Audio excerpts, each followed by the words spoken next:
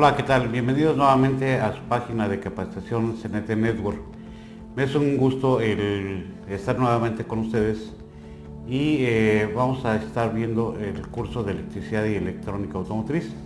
Esto es bien importante porque si no tenemos un fundamento bien basado, va a ser muy difícil que podamos diagnosticar un vehículo con una certeza al 100%. De eso se trata este curso, de que ustedes aprendan cómo trabaja la electricidad y la electrónica y aplicarla directamente al auto.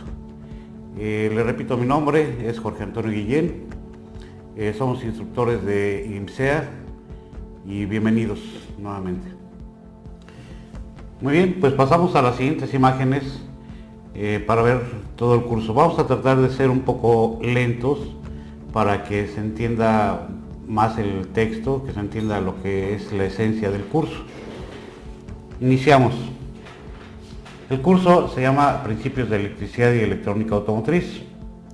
Dentro de este curso vamos a observar el temario y nos dice que vamos a estar viendo lo que es la estructura atómica. Dentro de la estructura atómica vamos a ver cómo se compone un átomo, qué son los electrones, qué son los neutrones, los protones, sus características de ellos. Vamos a estar viendo lo que es la corriente eléctrica. Dentro de la corriente eléctrica está lo que es tensión, voltaje o diferencia de potencial. Esto incluye la intensidad de corriente, que comúnmente conocemos como amperaje.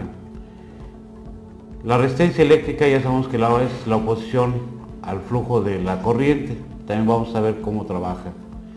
Vamos a ver unos pequeños ejercicios de lo que es la asociación de resistencias, e inclusive esto lo podemos aprovechar para engañar a una computadora automotriz, simulando que tenemos sensores colocados y que nos den el valor correcto.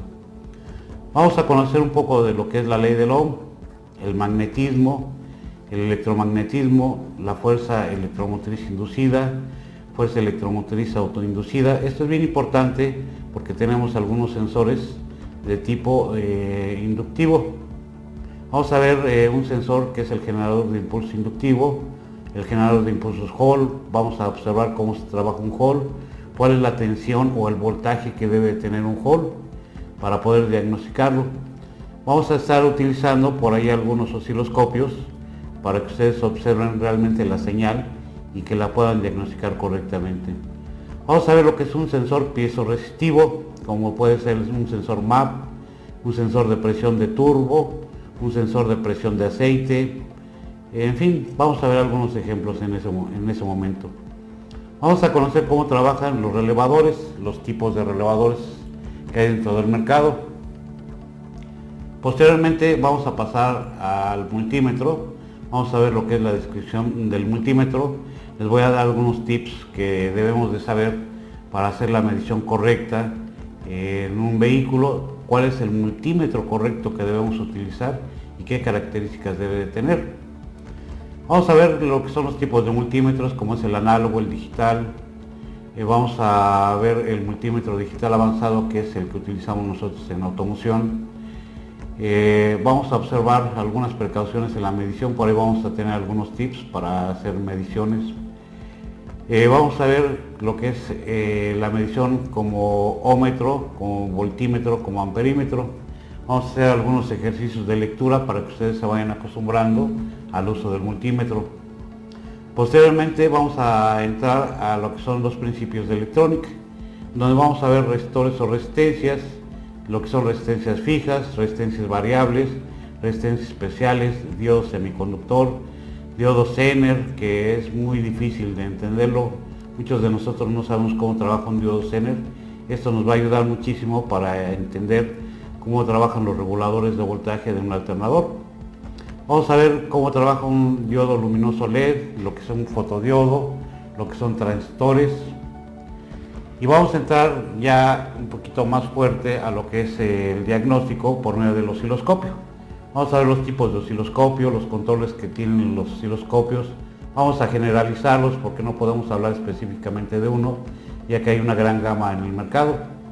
Vamos a conocer la pantalla, vamos a ver qué es lo que nos indica la pantalla, el tipo de sondas o de cables con los que se va a conectar algún dispositivo que vayamos a estar verificando, que vayamos a estar revisando, que vayamos a estar diagnosticando. Vamos a ver los que son los conceptos de señal, como es una onda, las formas más comunes de onda, que es periodo, que es bien importante dentro del diagnóstico automotriz, la frecuencia, la amplitud. En muchas ocasiones interpretamos mal lo que es el ancho de pulso contra lo que es frecuencia. Son dos cosas totalmente diferentes. Vamos a ver los osciloscopios para automoción, los que utilizamos normalmente en el taller. Vamos a conocer también lo que es una señal de inyección, una señal de una lambda o sensor de oxígeno, señal de mando de un actuador de ralentí de dos bobinados que comúnmente conocemos como válvulas jack. Continuamos con la siguiente diapositiva y vamos a ver lo que es la estructura atómica. Estructura atómica. La materia está constituida por partículas infinitamente pequeñas llamadas moléculas. Esas a su vez están divididas en átomos. Los átomos están formados por protones y neutrones en el núcleo y electrones que se mueven describiendo órbitas elípticas formando la corteza. Un protón tiene carga eléctrica positiva y un electrón tiene carga eléctrica negativa. Cabe mencionar que el neutrón tiene carga neutra.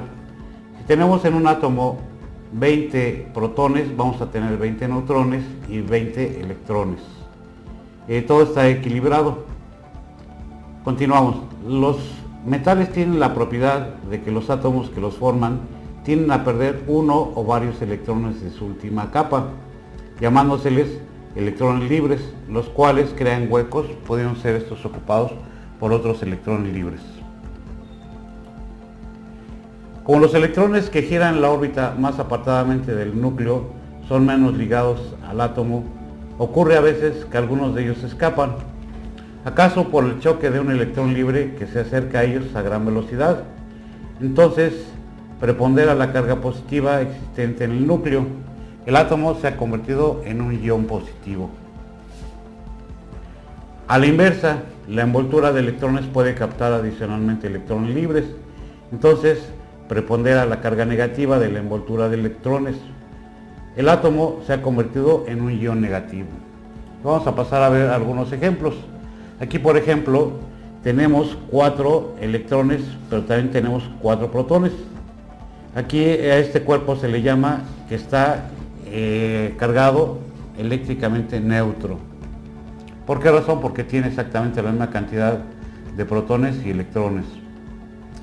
Aquí tenemos otro ejemplo donde la carga es positiva, por la razón de que tenemos 4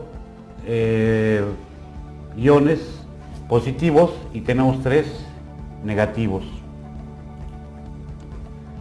Y la siguiente está invertido. Aquí tenemos una carga negativa porque tenemos más electrones girando a la órbita del núcleo, el cual tiene únicamente 4 protones. Continuamos. Vamos a pasar a lo que es corriente eléctrica. Existen dos teorías con respecto al flujo de la corriente. Una de ellas es la que comúnmente conocemos como teoría normal, convencional, podríamos llamarla así, y la teoría electrónica. La teoría normal que conocemos es que la corriente fluye de positivo a negativo y la electrónica fluye de negativo a positivo, como vamos a ver en este momento. Tenemos conectado un foco a una batería y vamos a ver cómo se pasan las cargas negativas buscando el positivo.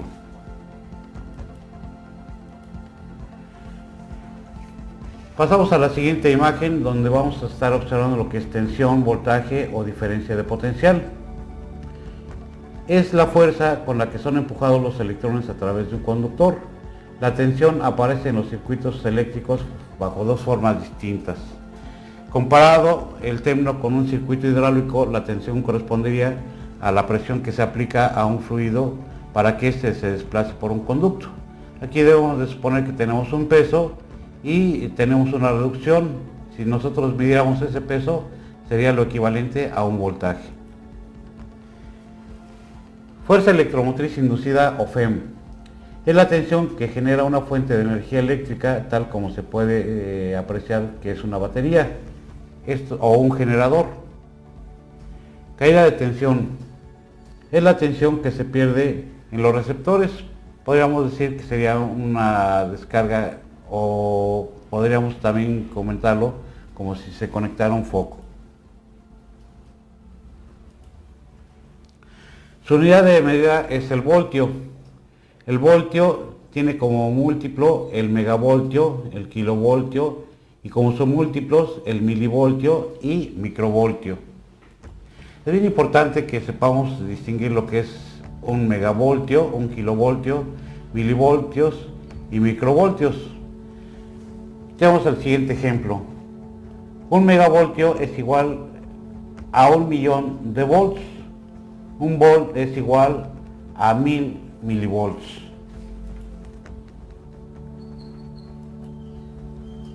Un kilovolt es igual a 1000 volts y un microvolt es equivalente a una millonésima parte de un volt.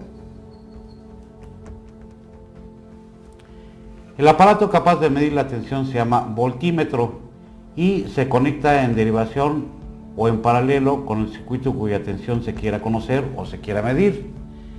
Dicho de otra forma, los bornes del voltímetro deben de unirse a los dos puntos entre los que existe una corriente directa o tensión, que es la que se quiere medir.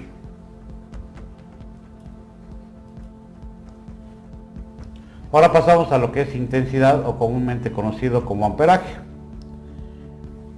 Se denomina intensidad a la cantidad de electrones que circula por un conductor cuando se le aplica una tensión. En la unidad de tiempo sería en segundo. La intensidad de la corriente eléctrica corresponde a un circuito hidráulico, a la cantidad de agua que pasa por la turbina, produciendo obviamente un trabajo, en un tiempo unidad, es decir, el caudal.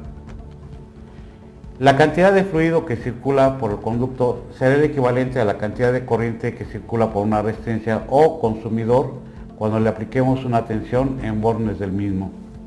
Cabe hacer mención que un ampere equivale a 6.28 billones de electrones que pasan a través de un conductor con un ohm de resistencia, con un volt de potencia, y esto es en un segundo. Repito, son